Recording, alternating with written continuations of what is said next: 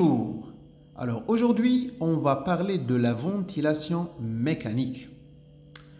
Et rappelez-vous toujours que la respiration spontanée, notre respiration spontanée, elle se fait dans une pression négative. Alors qu'est-ce que ça veut dire une pression négative? Alors voilà notre poumon, voilà notre cage thoracique. Et l'espace qui trouve entre la cage thoracique et le poumon, il s'appelle espace pleural. D'accord? Et voilà notre diaphragme. D'accord? Alors la pression qui règne dans l'espace pleural, elle est autour de moins 4 cm d'eau. D'accord? C'est une pression négative. D'accord? Et cette pression négative, à l'expiration, elle est devenue plus négative à moins 8 cm d'eau. Quand on dit centimètre d'eau, c'est une unité de pression. C'est tout, hein? D'accord? Alors, cette pression négative qui règne dans l'espace pleural, à l'expiration à moins 4 par exemple, elle est devenue moins négative à l'inspiration jusqu'au moins 8 cm d'eau. Et elle est secondaire à quoi cette pression négative, cette aggravation de pression négative? Elle était secondaire à la contraction du muscle du diaphragme. Le muscle diaphragmatique, quand il contracte, il va s'abaisser. Et quand il s'abaisse, il va augmenter la pression négative ici. D'accord? De l'espace pleural. Elle atteint en fin d'inspiration moins 8 cm d'eau. Et cette augmentation de pression négative de l'espace pleural, elle entraîne l'entrée de l'air, tout court. Et ça s'appelle la phase active de la respiration spontanée. D'accord? C'est la phase d'inspiration. Nous, on fait un effort pour inspirer. Et ça s'appelle la phase active du cycle ventilatoire. Et l'expiration, d'accord? C'est la phase passive d'un cycle respiratoire ou bien d'un cycle ventilatoire, donc toujours la ventilation spontanée. D'accord? Alors la ventilation spontanée, la respiration spontanée, c'est une respiration à pression négative. D'accord? Alors que la ventilation ou bien la respiration chez un patient branché à un respirateur sous ventilation mécanique, c'est une ventilation à pression positive. Pardon. D'accord? Alors la ventilation chez un malade, la ventilation mécanique, tout court, elle se fait dans une pression positive. Qu'est-ce que ça veut dire positive? Ça veut dire c'est nous. Hein? C'est nous à travers une machine qui s'appelle le respirateur. On délivre l'air. D'accord? Cette délivrance d'air chez un patient s'appelle, cette délivrance d'air, c'est un volume, d'accord? Et en parallèle, c'est une pression. Quand on délivre un volume d'air, ça veut dire on délivre une pression, d'accord? Alors, rappelle toujours concernant la pression et les volumes, voilà un ballon par exemple. Je veux le insuffler par 500 ml, par exemple. Alors, je délivre cette 500 ml dans le ballon et le ballon est devenu comme ça. Et il va contenir après 500 ml d'air. D'accord? Alors, cette 500 ml d'air, c'est un volume. Alors que ce volume-là, il exerce une force sur la paroi du ballon. D'accord? Alors, cette force exercée sur la surface interne du ballon, pour le laisser bien sûr gonfler, s'appelle une pression, tout court. D'accord? Alors, le volume, une chose, la pression, une chose. Mais, pratiquement, le volume et la pression sont deux faces pour une seule pièce. D'accord? C'est une définition pour un volume et pour une pression. Quand on délivre un volume, on délivre une pression. D'accord? Et quand on délivre une pression, ça veut dire on délivre un volume. D'accord? Alors, le volume délivré sur ce ballon-là, il va exercer une force sur le paroi du ballon et cette force s'appelle pression, tout court. Alors, on peut dire que la pression et le volume, sont deux faces pour une seule pièce. D'accord? Pièce de monnaie, par exemple. D'accord? C'est la même chose. Excellent. Alors, la pression exercée sur les poumons, parce qu'on a insufflé un volume exudaire dedans, il va exercer une pression. D'accord? Alors, cette pression exercée, ce n'est pas une pression négative, c'est une pression positive. D'accord? Excellent. Alors, pour la ventilation mécanique, elle arrive toujours à aider le patient à quoi? À respirer. D'accord?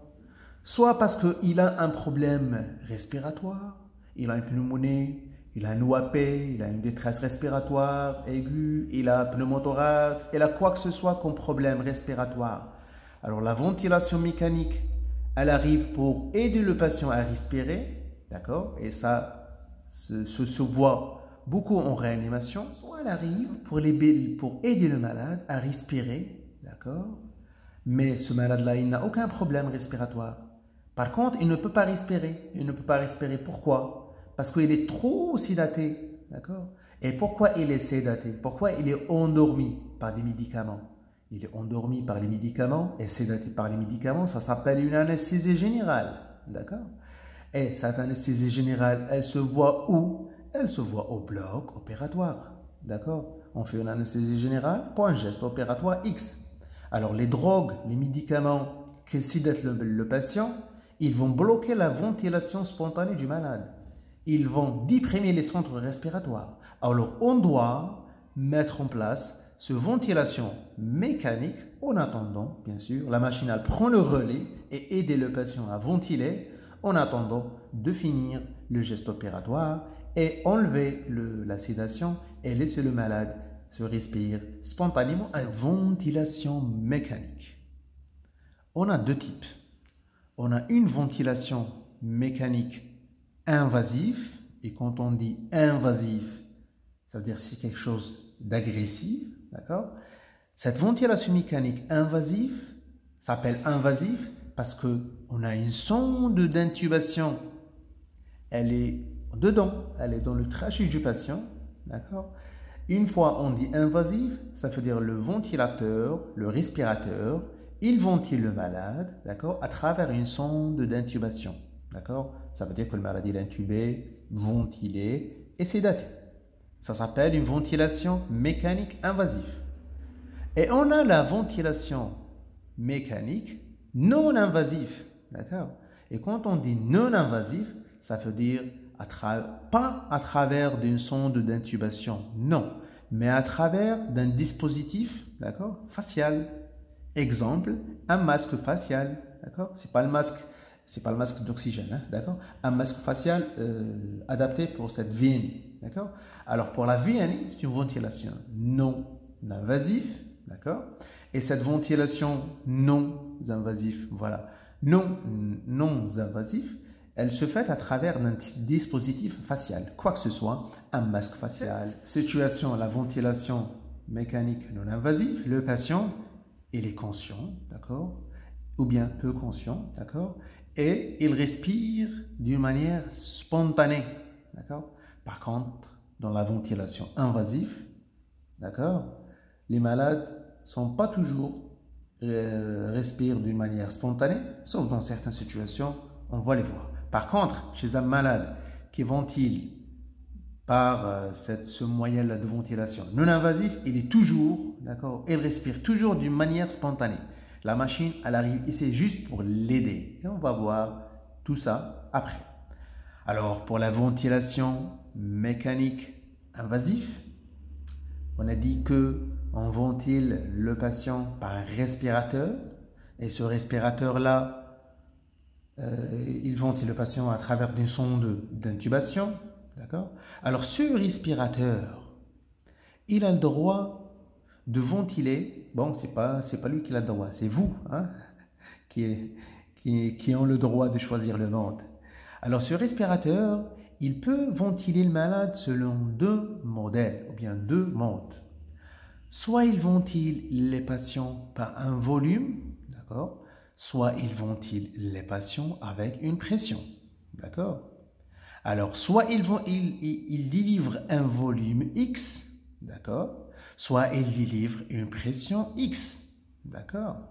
Et cette volume, elle est contrôlée, d'accord? Aussi, il peut délivrer une pression qu'elle est aussi contrôlée, d'accord? Qu'est-ce que ça veut dire? Contrôler? Alors la machine, elle délivre un volume, d'accord? Exactement comme elle peut délivrer une pression, d'accord? Alors quand il délivre un volume, ce volume-là, il est totalement contrôlé, d'accord? C'est-à-dire c'est la machine qui contrôle le volume, d'accord? Je veux donner 500 millilitres, 6 mois, d'accord? À travers la machine, bien sûr. Dans le mode pression, je veux délivrer 15 cm d'eau, d'accord? Je veux délivrer X pression. C'est moi qui contrôle la pression, c'est moi qui contrôle le volume délivré, d'accord? Et la machine, elle fait quoi? Et la machine, elle va surveiller la pression, d'accord? Alors moi, je délivre un volume X ou bien 500 millilitres. Et la machine, elle va surveiller la pression générée par cette 500 millilitres. D'accord? Et elle me dit quelle est la pression générée par ce volume-là. D'accord? C'est la même chose pour la pression. Je contrôle la pression, je délivre X pression, je délivre 15 cm d'eau et la machine, elle va surveiller le volume délivré. D'accord?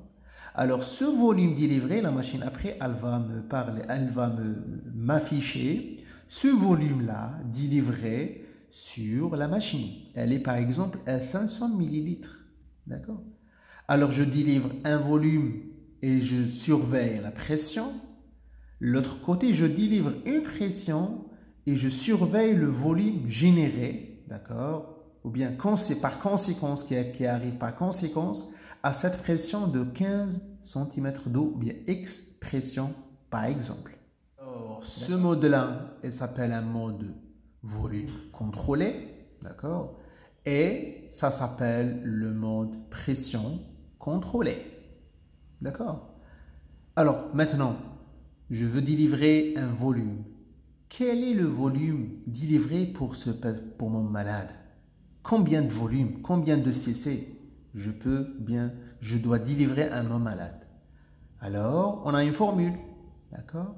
On a une formule qui dit que pour ventiler un malade, j'ai besoin d'un volume de 6 à 7, d'accord, millilitres par kilo d'air, d'accord, d'oxygène, comme vous voulez, un volume, d'accord, un gaz comprimé, composé de l'air ou bien de l'oxygène, d'accord?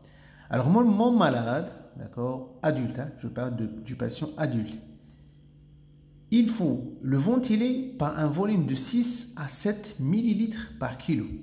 Et quand on dit par kilo, est-ce que c'est le poids réel? Non, ce n'est pas le poids réel. Par contre, c'est le poids idéal, d'accord? Et comment je peux calculer ce poids idéal-là? Est-ce que par l'ancienne équation de la taille moins 100? Bien sûr que non. Je dois utiliser la formule de Lorentz pour calculer le poids idéal, d'accord? Pour calculer après le volume nécessaire pour ventiler le poumon, d'accord? Et chez un adulte, bien sûr. Et ce volume nécessaire est calculé, s'appelle le volume courant. Et pourquoi on met VT? En anglais, c'est tidal volume. Le volume courant, c'est le volume nécessaire pour gonfler un poumon chez un adulte. Et toujours, on parle d'un poumon sain, qui n'a pas un problème parenchymateux, ou bien on va voir les situations pathologiques après. D'accord? Pour la pression, c'est la même chose. La pression que je dois délivrer, d'accord? Exactement, j'ai oublié les chiffres. Hein? Pourquoi? Parce qu'on utilise rarement les mots de pression contrôlés.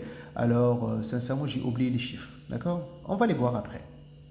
Alors, cette pression, bien sûr, une pression, je dois gonfler mon poumon avec une pression et je dois bien sûr surveiller le volume qui arrive comme conséquence.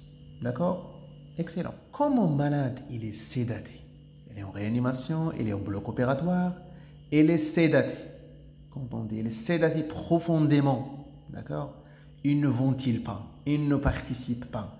Il est, si j'enlève la machine, ou bien si je déventile le patient ne participe pas. Il est paralysé totalement, d'accord. Il est curarisé, par exemple, hein. Il est bien sédaté, d'accord, au point où il ne participe même pas, d'accord. Alors cette ventilation chez ce genre-là des patients très sédatés ou bien paralytiques ou bien curarisés s'appelle une ventilation contrôlée, d'accord. S'appelle V comme abréviation VC, d'accord. Alors cette ventilation contrôlée, pourquoi contrôler? On contrôle le volume et la machine aussi, elle contrôle la fréquence. Si elle veut délivrer une fréquence à 15, une fréquence respiratoire bien sûr, à 15, le patient il ne va jamais dire non. Il ne va jamais dire non, d'accord. Alors si la machine qui ventile le malade avec le volume qu'on veut, avec la pression qu'on veut, et en gros avec les paramètres qu'on veut, d'accord. Le malade il ne participe pas, zéro. D'accord. Le malade, il est bien sédaté, il est curarisé, il a une paralysie du muscle respiratoire, il ne peut pas respirer, d'accord. Et il ne participe pas. La ventilation chez le malade, c'est une ventilation contrôlée stricte à 100%. C'est la machine qui fait tout, d'accord. Excellent. Alors, on a un autre mode qui s'appelle le mode V, ventilation. Toujours, elle est contrôlée. Par contre, cette fois-ci, elle est assistée.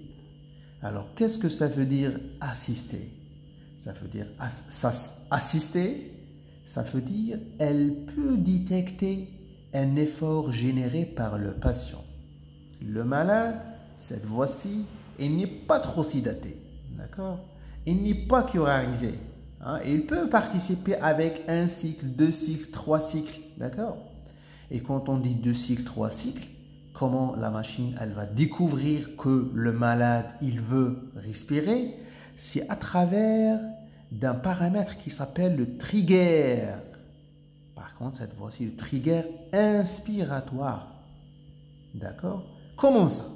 Le malade il n'est pas vraiment sédaté.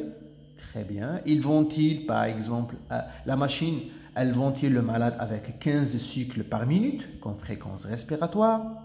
Et au moment de la ventilation, hop, le malade, il veut prendre un cycle. Il veut inspirer, d'accord, spontanément, en dehors de la machine, d'accord. Alors, la machine, elle va le laisser ventiler, d'accord. Elle va déclencher un cycle selon la demande du patient, d'accord. La machine, elle est réglée, par exemple, à 15 cycles. Oui, 1, 2, 3, 4. Au 5e cycle, par exemple, le malade, il demande un cycle. Alors la machine, elle lui donne un cycle. Alors ça sera un cycle en plus, d'accord. Après, il demande un autre cycle, un autre cycle, un autre cycle. Alors durant 60 secondes ou bien durant 1 minute, le malade, il a demandé par exemple 4 cycles, d'accord. Alors cette demande, d'accord, de ventilation donne par exemple 4 cycles, plus les 15 cycles du patient, les 15 cycles de la machine, ça va nous donner 19 cycles par minute. D'accord? Alors cette ventilation, elle s'appelle ventilation assistée. D'accord? C'est-à-dire la machine, elle assiste le malade. D'accord? Il veut prendre un cycle, elle va lui donner un cycle. D'accord? Un cycle complet. D'accord? Elle délivre un volume à 500 ml si on règle ce volume à 500 ml, d'accord. Elle va lui offrir un cycle correct, exactement comme les cycles qu'il a donnés en dehors de sa demande, d'accord. Et on a dit comment la machine elle peut détecter cet effort. Elle peut le détecter à travers un paramètre qui s'appelle trigger, d'accord. Alors ce trigger là, c'est quoi finalement? C'est un débit, d'accord. C'est un débit litres par minute, d'accord. Et ce débit-là, si le malade il arrive à inspirer, d'accord, il a un effort qui arrive à un débit, par exemple, à 1 litre par minute, hop, la machine, elle va lui offrir un cycle ventilatoire complet. Et ce mode-là s'appelle un mode assisté. D'accord? Comme on a le mode assisté de la ventilation, un mode volumétrique, si on peut dire, à volume, d'accord? C'est la même chose pour les pressions, d'accord? On a une ventilation pression assistée, contrôlée. C'est la même chose. Le malade, il inspire, d'accord? La machine, elle détecte cet effort parce qu'on a réglé l'effort détecté, d'accord? Par la machine, on a lui réglé, par exemple, on a le réglé à 1 litre par minute.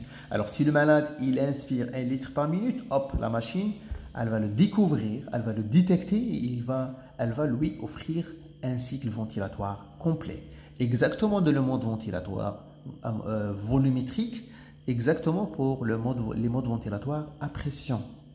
D'accord? Je veux dire, à lui offrir un cycle sous forme pression. D'accord? Pas sous forme un volume de le mode ventilatoire mode volumétrique. D'accord? Respirateur. D'accord? Quand vous allumez un respirateur, un ventilateur, d'accord, de réanimation, ou bien, bon, je parle beaucoup plus de ventilateur de réanimation, hein, d'accord? Je ne parle pas du respirateur du bloc opératoire. C'est autre chose. C'est autre chose, tout court, d'accord? Alors, quand vous allumez la machine ou bien le ventilateur en réanimation, il y aura un affichage, d'accord? Il y aura un affichage. Il y aura sur l'écran un affichage. Alors, sur cette partie-là, d'accord, on a les modes ventilatoires. Les modes ventilatoires vont s'afficher ici. Alors, quels sont les modes ventilatoires? On a le WC. D'accord? Exemple, on a parlé de ça. Hein? On a le VAC. D'accord?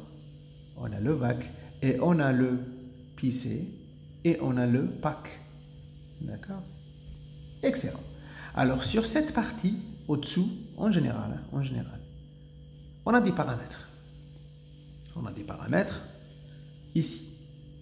Et sur l'autre côté, on a des paramètres, bien sûr, aussi. Alors, en général, en bas, on trouve les paramètres que nous puissions les régler.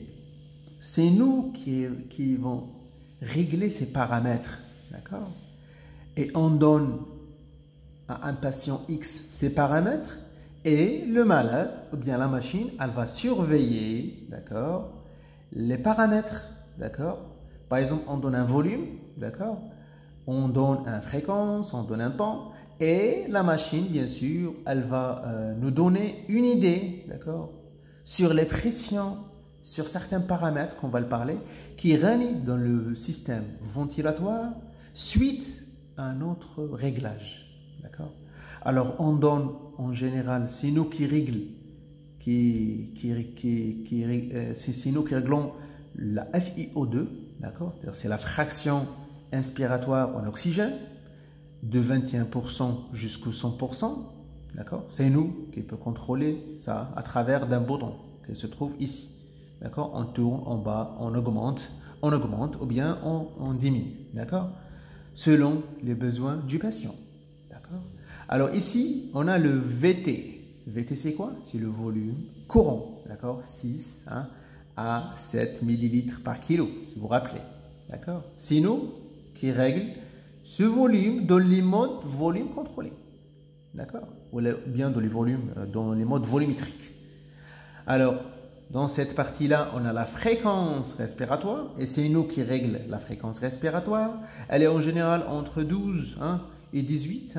Et ça, c'est la physiologie, entre 12 à 18 jusqu'au 22 cycles par minute, d'accord? Et on a ici le temps inspiratoire sur le temps expiratoire, c'est un rapport. Alors finalement, c'est quoi le temps inspiratoire sur le temps expiratoire? Alors le temps inspiratoire, c'est le temps nécessaire, d'accord, pour compléter l'inspiration, d'accord. Alors, j'ai besoin combien de temps pour inspirer, d'accord? Et le temps expiratoire, c'est quoi? C'est le temps nécessaire, d'accord, pour vider les poumons, veut dire au moment de l'expiration, d'accord? J'expire, d'accord, pendant, par exemple, 2 secondes. Et j'inspire pendant 1 seconde. D'accord?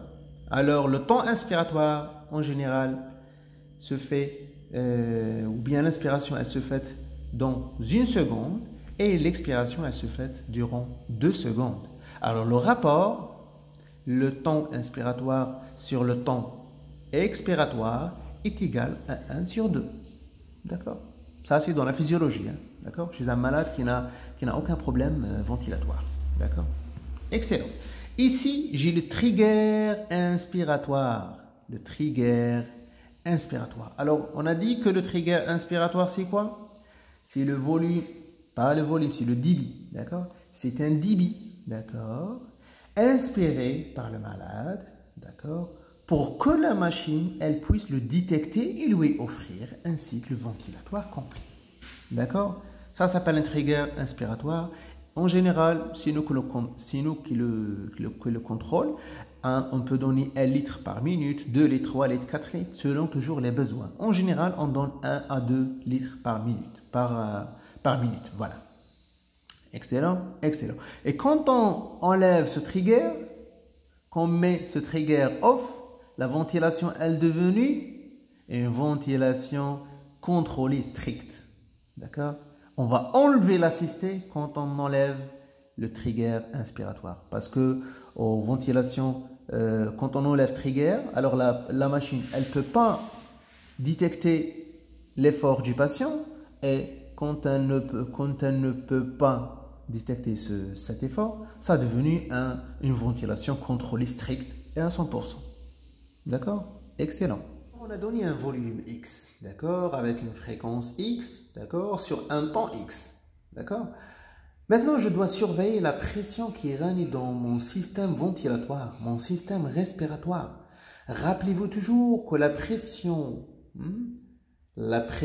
qui règne, parce qu'on a délivré un volume, la pression qui règne dans le système ventilatoire, elle ne doit jamais dépasser le 30 cm d'eau, quel que soit le volume délivré, fréquence, quel que soit délivré, la fréquence, comme vous voulez, d'accord? Ma pression dans mon système, d'accord, qui s'appelle pression moyenne, elle ne doit jamais dépasser 30 cm d'eau. Et parce qu'on a parlé de la pression, j'ai oublié un petit paramètre ici, d'accord? Ce petit paramètre qui s'appelle PEP. C'est nous qui règle toujours le PEP, bien la PEP. Alors la PEP finalement c'est quoi? C'est la pression expiratoire positive. Alors qu'est-ce que ça veut dire pression expiratoire positive? Nous quand on inspire, on remplit bien nos poumons. Et quand on expire, on vide nos poumons. D'accord? Mais est-ce qu'on peut les vider en plus? On fait ça. D'accord? On expire en plus. D'accord? Comme si on fait un effort pour expirer. Certains airs, il y trouve où ce volume-là? D'accord? Alors, c'est le volume résiduel qui va rester dans les alvéoles en fin d'expiration. Alors, ce volume d'air qui reste dans les alvéoles après l'expiration, à la fin d'expiration, il va exercer une pression sur l'alvéole. Et cette pression s'appelle pression expiratoire positive. D'accord? Pourquoi elle est positive? Elle est positive parce qu'elle garde l'alvéole ouvert. D'accord? Et bien sûr, cette ouverture de l'alvéole pour garder l'anatomie de l'alvéole. Sinon, tu vas l'écraser. Si tu vas enlever ce PEP-là, tu vas déformer les alvéoles et ça va créer des atelectasies, des recrutements et toute cette histoire qu'on va parler après. D'accord? Alors le PEP physiologique, elle est entre 3 et 5 cm d'eau, d'accord? Chez un sujet normal sans pathologie respiratoire. D'accord? Ces paramètres-là, c'est nous qui réglons ces paramètres. D'accord? Et on règle une pression positive, expiratoire positive, un volume courant, une fréquence, avec certains temps, d'accord, avec un débit X, d'accord, avec une fraction d'oxygène, à condition que la pression moyenne qui règle dans le système respiratoire ne dépassera jamais et à aucun moment 30 cm d'eau. Pourquoi? Parce que si vous dépassez, ça va provoquer des barotraumatismes, des barotraumatismes au niveau pulmonaire. Ça va provoquer un pneumothorax, par exemple. D'accord? Ça va provoquer des barotraumatismes. Excellent. On a alors donné un volume avec une fréquence. Je dois surveiller les pressions. D'accord? Quelles sont les pressions que je dois les surveiller? Alors, on a une pression qui s'appelle la pression crête. D'accord?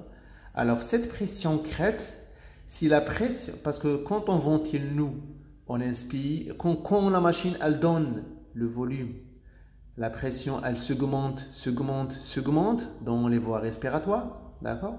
Pour atteindre un max, d'accord? Cet maximum de pression, il s'appelle une pression crête, d'accord? Puis, la pression, elle commence à s'abaisser, d'accord? Ça, c'est durant l'inspiration, d'accord? Puis, après la respiration, la pression commence à s'abaisser, d'accord? Quand on expire, d'accord? Voilà. Alors ça, c'est au moment de l'inspiration, la pression augmente dans les voies aériennes, plutôt dans le système ventilatoire, pour atteindre un max. Le max s'appelle une pression crête, d'accord? Puis, la pression, elle diminue au moment, bien sûr, de l'expiration. Elle diminue, mais elle n'atteint pas le zéro. D'accord? Elle va atteindre la pression pour laquelle on garde les alvéoles ouverts. C'est la pression expiratoire positive. C'est le PEP. D'accord? Très bien. Alors, je dois surveiller la pression crête. Je dois surveiller une pression qui s'appelle pression plateau. Alors, cette pression plateau, c'est quoi au final? C'est la pression qui règne dans les alvéoles à la fin d'inspiration, pas à la fin d'expiration. À la fin d'expiration, ça s'appelle PEP. Par contre, la pression qui règne dans l'alvéole à la fin d'inspiration, d'accord, s'appelle la pression plateau. D'accord? Et comment je peux mesurer cette pression plateau? Alors, la machine, elle peut mesurer cette pression plateau quand je donne le temps nécessaire à la machine pour mesurer cette pression. D'accord? Si je ne veux pas mesurer cette pression, la machine, elle va insuffler, elle arrive pression crête et elle va exsuffler et c'est bon. D'accord? Par contre, j'ai donné à la machine 0,1 seconde. D'accord?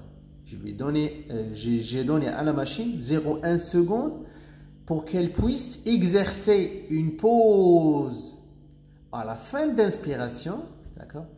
Alors ça, c'est l'inspiration, d'accord? Alors à la fin d'inspiration, la machine, elle va exercer une pause, d'accord? Qui s'appelle une pause inspiratoire pendant 0,1 seconde, d'accord?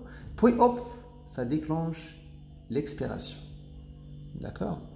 Alors le temps nécessaire que j'ai donné à la machine, elle a pu, d'accord, calculer les pressions qui règnent dans l'alvéole. Et cette pression, elle s'appelle pression plateau. D'accord?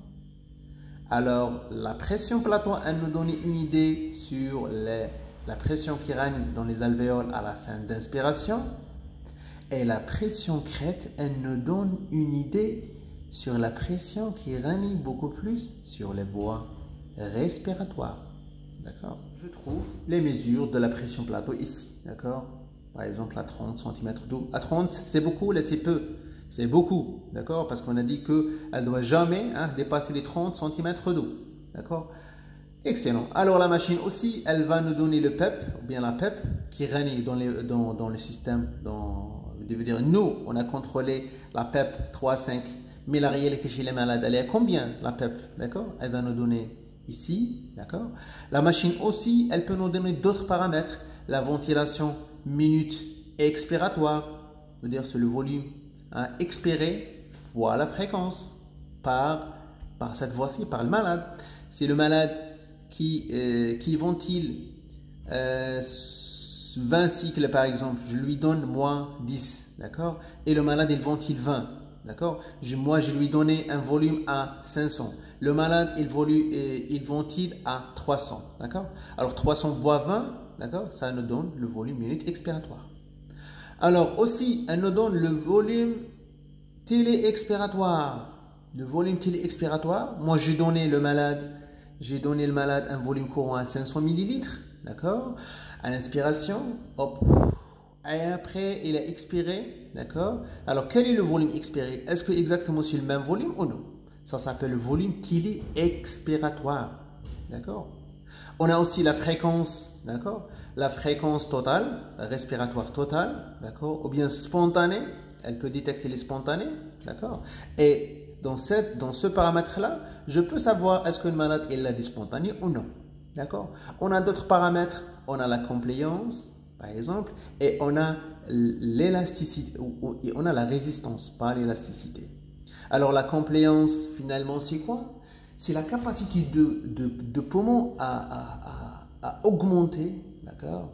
À s'augmenter, c'est la capacité élastique, d'accord? Du poumon pour se gonfler, d'accord? Ça s'appelle la compliance. Par contre, la résistance, c'est la résistance avec laquelle l'air il passe, d'accord? Dans les voies aériennes, d'accord? Et la compliance, si on peut dire c'est avec quelle force le poumon il s'ouvre, d'accord? Il s'ouvre, mais pas dans les voies respiratoires, dans l'alvéole, d'accord? Dans les alvéoles, dans l'ensemble des alvéoles, d'accord? Ça s'appelle la compliance. Mode ventilatoire, on prend l'exemple WC, elle est totalement contrôlée. VAC, il est bien sûr assisté. D'accord? C'est le mode ventilatoire le plus utilisé en général chez un malade intubé, sédaté. D'accord? Intubé, sédaté en réanimation. D'accord? Quand on ne pense pas au sévrage. Dans cette situation, le malade il est sédaté. D'accord? Et il est bien sûr, il est ventilé avec ce mode-là volumétrique. D'accord? Alors, on a un autre mode qu'on utilise trop, d'accord? Et c'est un mode de sévrage qui s'appelle une VS-aide, d'accord? Une VS-aide. Alors, finalement, c'est quoi le VS-aide? Alors, le VS-aide, c'est une VS, ça veut dire quoi? C'est une ventilation spontanée. Qu'est-ce que ça veut dire ventilation spontanée? C'est le malade qui ventile, d'accord? Maintenant, c'est le malade qui prend le contrôle, c'est pas nous, d'accord? Par contre, il a une aide en plus. Et cette aide-là, comment on ne peut pas les voir ou bien l'imaginer, d'accord? Alors, le malade, mon malade, par exemple, il est intubé, d'accord? Il est ventilé, bien sûr. Par contre, cette fois-ci-là, elle est ventilée par un mode VAC. Très bien, premier cycle, très bien. D'accord, il est comme ça, très bien, très bien. C'est la machine, ça c'est un cycle machine. Deuxième, oui, ça c'est un cycle machine, d'accord? Hop, ça, il paraît que c'est un cycle machine, non? Par contre, il est associé avec ce décrochage. Alors, ce décrochage, c'est quoi? C'est le trigger inspiratoire. Alors, c'est une pression négative. Pourquoi négative? Parce que le malade, il inspire l'air. Il inspire un débit pour que la machine, elle puisse le détecter. Alors, la machine, elle a pu détecter, d'accord, ce décrochage-là, ce débit-là. Alors, hop, elle a offrir un bon cycle ventilatoire, d'accord, chez le malade. Alors, aussi, ce cycle-là, il est contrôlé, d'accord? Hop, c'est un cycle assisté, si on peut dire. Voilà un cycle assisté. Alors, le total, 1, 2, 3, 4, 5. Très bien. Mon malade, il est en VAC. Maintenant, mon malade, il a des spontanés. D'accord? Il a des spontanés et je dois l'aider. D'accord? Alors, ces spontanés-là, comment la machine, elle peut détecter que le malade, il a des spontanés? À travers quoi? À travers le trigger. Très bien. Le trigger, hop, la machine, elle a détecté que le malade, il veut inspirer. Oui, très bien. Elle attend. La machine, maintenant, elle attend. Elle attend quoi? Normalement, elle doit donner un cycle. Non. Si elle donne un cycle, elle va devenir un mode ventilatoire, ventilation assistée contrôlée. D'accord? La machine, elle attend. D'accord? Elle attend que le malade, il inspire. D'accord? Il inspire, il a pu atteindre un débit X. D'accord? Elle va leader la machine dans cette voie-ci. Elle va leader pour atteindre elle va leader pour atteindre un volume, d'accord, que nous les cherche, d'accord. Nous, on a aidé le patient, d'accord, avec une aide. Cette aide, cette voie-ci, n'est pas comme celle-là. C'est pas un volume, d'accord. On a aidé le malade avec une pression, d'accord. On a aidé le malade avec une pression X. Elle peut être cette pression 8, 10, 12, 22, on peut augmenter l'aide, d'accord? Alors la malade, il a inspiré, hop, la machine, elle a lui détecté, elle va compléter le cycle ventilatoire du patient, d'accord? En l'aidant avec une aide que nous, on puisse le régler, d'accord? Alors, si je veux aider trop le malade, je donnais par exemple 20 cm d'eau. Alors, la machine, elle va l'offrir, elle va aider à compléter un cycle avec 500 ml de volume. D'accord? Après, elle va relâcher. Alors, si je donne le malade une aide avec 12, la machine avec juste aider le patient quand il atteint 300 ml cette fois. Si le malade il augmente, il veut rajouter ses 200, il la rajoute. Hein? D'accord? Alors si je donne une aide à 8, la machine elle va aider le patient juste avec 8 cm d'eau et c'est l'équivalent de 200 ml par exemple. Alors si vous voyez ce mode ventilatoire, je donne une pression. Et si je vous rappelais, hein, quand on donne une pression, ça s'appelle quoi? Ça s'appelle une ventilation à pression, mode pression, d'accord? Et on doit contrôler quoi? On doit contrôler les volumes générés par ces pressions, d'accord? Alors, mais elle n'est pas dans un mode contrôlé, elle est dans un mode spontané, où le malade, il ventile spontanément. Alors, si le malade, il ne décroche pas un cycle, d'accord? Et la machine ne peut pas le détecter avec un trigger. Est-ce qu'elle le donne un cycle ventilatoire? Non, elle ne le donne pas un cycle ventilatoire. D'accord? Elle attend juste qu'il inspire, elle arrive à un certain trigger inspiratoire pour l'aider après, pour atteindre certains volumes. D'accord? Elle va l'aider avec une pression.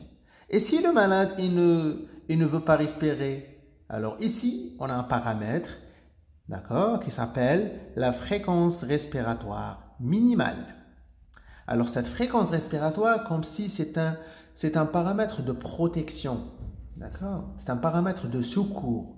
Si le malade, il a pu ventiler un cycle, puis il n'a pas pu ventiler durant toute une minute, sauf 2 cycles. Alors la machine, elle peut détecter la fréquence de ce malade, elle est par exemple à 3. D'accord? Alors à 3 cycles minutes, on règle en général la fréquence minimale à 8 cycles par minute.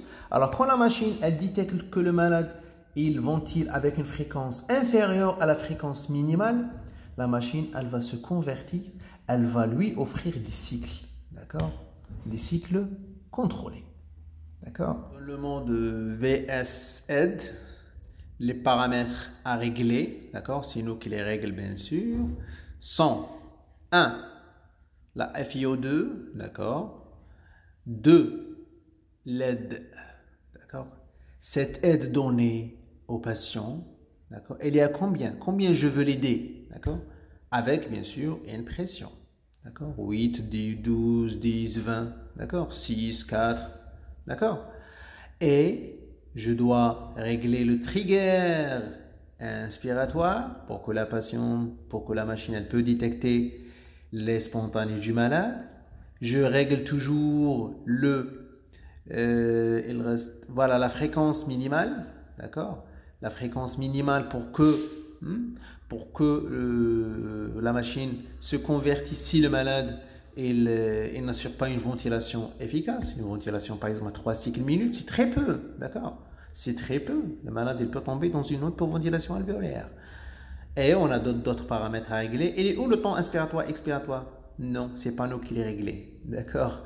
C'est les spontanés du malade, d'accord? Le malade, il ventile avec la fréquence qu'il veut, avec le temps qu'il veut, d'accord? On a d'autres paramètres à régler, c'est la pente, d'accord? Alors finalement, c'est quoi cette pente? Alors cette pente, c'est la vitesse avec laquelle je donne cette pression d'aide, d'accord? Est-ce que je la donne avec 150, avec 120, avec 180, d'accord? Avec quelle vitesse je donne cette pression? Je la donne rapidement ou bien lentement? Ça s'appelle la pente. Et on a un autre paramètre qui s'appelle le trigger expiratoire.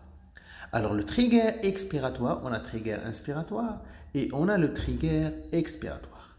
Alors le trigger expiratoire aussi c'est un débit, d'accord? Un débit litre par minute. Alors le dit trigger expiratoire, c'est la vitesse avec laquelle le malade il essaie de l'expirer, d'accord? Pour que la machine elle lui donne le OK pour expirer, d'accord? Alors la machine, le malade il pousse, il veut expirer, d'accord? Comment la machine elle peut détecter qu'il veut expirer, d'accord? Elle a pu donner l'aide, d'accord? La machine, elle a donné l'aide au patient, très bien. Maintenant, à quel moment elle doit ouvrir la valve expiratoire? Elle laisse le malade expirer, parce que finalement, c'est le malade qui inspire et qui expire, d'accord? Le temps inspiratoire, temps expiratoire, c'est le malade qui les contrôle, d'accord? Alors, le malade elle doit délivrer l'air, d'accord? Avec certaines pressions, bien sûr, et avec certains débits. La machine, elle va détecter ce débit, d'accord, qui s'appelle le débit expiratoire. Alors, ce débit expiratoire, si le malade arrive à ce débit expiratoire X, on va parler de ce débit, la machine, elle va ouvrir la valve expiratoire et elle va laisser le malade expirer. D'accord? Alors, si on voit ça elle représente en général à 40, d'accord, 25, non, finalement, c'est 25 à 30%, d'accord, du débit inspiratoire, d'accord. Alors, si on arrive sur les courbes, le malade, le débit inspiratoire, il inspire comme ça, d'accord. Le malade, elle inspire comme ça. Le débit inspiratoire, je donne 60 litres par minute, d'accord. Alors, la machine, elle délivre l'air avec 60 litres par minute, d'accord? Pendant une seconde. Puis, hop, l'expiration, d'accord? Alors, ce courbe-là s'appelle le courbe débit, d'accord?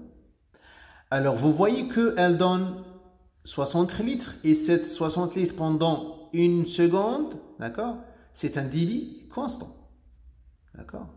Ça, c'est un débit constant. Très bien. Maintenant, on a ce qu'on appelle un débit décélérant. Alors, c'est quoi le débit décélérant? Le débit décélérant, la machine, elle donne à 60, d'accord? Oui, à 60 litres par minute. À 60 litres par minute. Maintenant, pendant le 1 seconde, pendant le temps inspiratoire, le moment de gonfler le poumon, d'accord? Le débit, il décélère, d'accord? Il décélère, hop, d'accord? Et c'est à ce moment-là où elle commence l'expiration, d'accord? Alors, la machine, elle donne au début 60 litres, dans les premières, par exemple, 0,1 seconde, dans la deuxième, exemple, par exemple, voilà, là, on dit par exemple, durant le 0,1 seconde, elle a donné 60 litres par minute, ou bien le 0,5, pour être clair. Pendant 0,5, par exemple, 0,5 secondes, elle a donné 60 litres par minute. Après, pendant 0,1 seconde, elle a donné 40, ou bien 50. Après, pendant 0,1 seconde, elle donne 40. Pendant 0,1 seconde, elle donne 30. Jusqu'à la fin de l'inspiration. D'accord? Et le débit dans cette situation s'appelle débit décélérant. D'accord? Décélérant. Et de ce côté-là, elle s'appelle un débit constant. D'accord? Alors, quand on règle la machine avec un débit décélérant, d'accord? Le courbe de la pression, comment il sera affiché? D'accord? Ça sont les courbes de débit. Ou bien, on commence par la première, quand le débit est constant. Quand je donne avec un débit constant, maintenant, on arrive les courbes de pression. Les courbes pression. Quand je délivre avec un débit constant, la pression, elle commence à augmenter dans le système respiratoire jusqu'à arriver progressivement, parce que vous donnez un volume d'une manière constante et en parallèle, la pression, elle augmente dans le poumon ou bien dans le système respiratoire en totalité. Jusqu'à atteindre une pression qui s'appelle pression crête. D'accord? On fait une petite pause. D'accord? Cette petite pause qui s'appelle temps plateau, elle sert à calculer les pressions plateau, puis hop, l'expiration. D'accord? Maintenant, si je donne le volume avec un débit décélérant, la courbe pression, comment on va? Si je donne mon volume, on a toujours dans le mode VAC ou bien VCR, d'accord, les modes volumétriques. Voilà, juste par des courbes. Alors, si je donne mon volume selon un débit décélérant, d'accord, la courbe pression, comment elle va devenir? Alors, la courbe pression, elle ne va pas être comme ça, hein, mais elle va être comme ça. Voilà. Voilà. Avec une pression constante. D'accord? La courbe pression, on va trouver avec des pressions constantes. Et pourquoi constantes? Alors, imaginez-vous que voilà notre poumon. D'accord? Avec un débit à 60 litres minute. D'accord? J'ai gonflé le poumon avec 300 millilitres. D'accord? Très bien. Maintenant, avec 50 millilitres, d'accord, je délivre un volume, par exemple, elle est à 200. J'ai rempli, d'accord, je remplis le volume, le ballonnet avec un volume de 200. Maintenant, si je délivre avec un débit de 40, je délivre, d'accord, un volume de 100, par exemple. Je gonfle le ballonnet avec 100. Par contre, la pression générée par ces premières 300 millilitres, elle est à 10, par exemple. D'accord?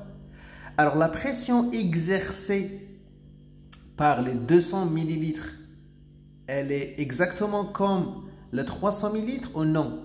Normalement, si on diminue le volume, la pression est diminuée. Mais la réalité, non. Pourquoi? La pression avec laquelle elle se trouve ou elle a délivré cette 200 millilitres, elle est aussi à 10 cm d'eau. D'accord? Pourquoi? Parce que la machine, quand elle veut délivrer avec un débit à 50, elle va trouver un volume déjà dedans. D'accord? Alors, elle va garder une pression, même pression, par contre, un petit volume. D'accord? Pour essayer de remplir le poumon, parce que déjà, elle est remplie. D'accord? Maintenant, je veux juste remplir 100 cc. Si je veux remplir 100 cc, je dois avoir toujours une pression à 10 pour pouvoir remplir ces 100 cc.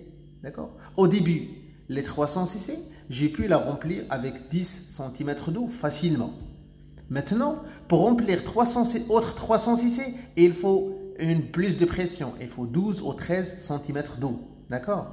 Mais pour remplir juste 200 cc, je donne 10. D'accord? La pression, elle est constante. D'accord? Et parce que je donne des pressions constantes, le débit, il est décélérant. D'accord? Voilà. Alors, en mode ventilatoire, pression, on arrive maintenant au mode VSAID. On ventile le malade, d'accord? Plutôt le malade, il se ventile de manière spontanément et nous, on l'aide, d'accord? Avec une aide inspiratoire. D'accord? Excellent. Bon, pour les autres modes ventilatoires, bon, ce mode de la VSAID, il est utilisé en général comme mode de sévrage quand on veut extuber malade ou bien déventiler un malade, bien sûr, on va le laisser ventiler spontanément et on va l'aider, d'accord? Au début, avec un max d'aide, puis on diminue, d'accord? Et quand on donne une pression, je dois jeter un coup d'œil sur le volume, d'accord? Alors, quels sont ces volumes? Ça s'appelle le volume télé-expiratoire. Alors, si le volume télé-expiratoire, il est suffisant, d'accord?